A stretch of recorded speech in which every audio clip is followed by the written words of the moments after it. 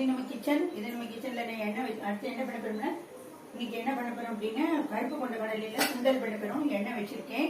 நான் இதுக்கு ஒரு கடுகெல்லாம் தாளிச்சுக்கணும். நான் இதுக்கு வந்து வெறும் கடுகு மட்டும்தான் தாளிக்க போகிறேன்.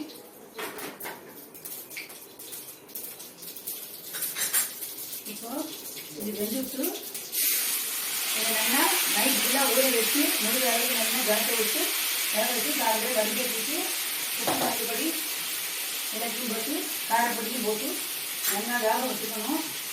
வேக வச்சு இதுமாதிரி வடிச்சாச்சு. இதில் வந்து கடுகு உளுந்து பெருங்காயம் கருவேப்பிலை மிளகாய் வத்தல் எல்லாம் தாளிச்சிக்கலாம். நான் இதுலேயே மிளகாய் தூள் போட்டதுனால மிளகாய் வத்தல்லாம் போடலை. நான் வந்து இந்த மாதிரி ஒரு தாளிப்பு கொடுக்கணும். ஒரு 2 நிமிஷம் இதுக்கு எப்படி இருந்தாலும் கொஞ்சம் வளர்க்கும் போது கொஞ்சம் உப்பு போடணும். இதுக்கு ஏன்னா நம்ம உப்பு ஜலம் வடிக்கிறதுனால இந்த ஜலத்தில் பாதி உப்பு எல்லாம் போயிடும். அதனால நம்ம இப்படி வறுக்கணும். மொத்தம்னா இந்த மிச்சம் இருக்கிற உப்பெல்லாம் இதில் ஏறிக்கும். உப்பு கரெக்டான பொசிஷனுக்கு வந்துடும்.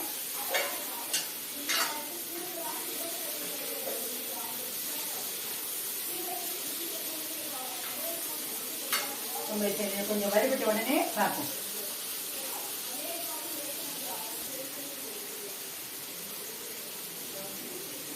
இப்போ வந்து இது வந்து வறுபட்டு விட்டு கொண்டக்கடலை சுண்டல் வந்து ரெடி ஆகிடுச்சு.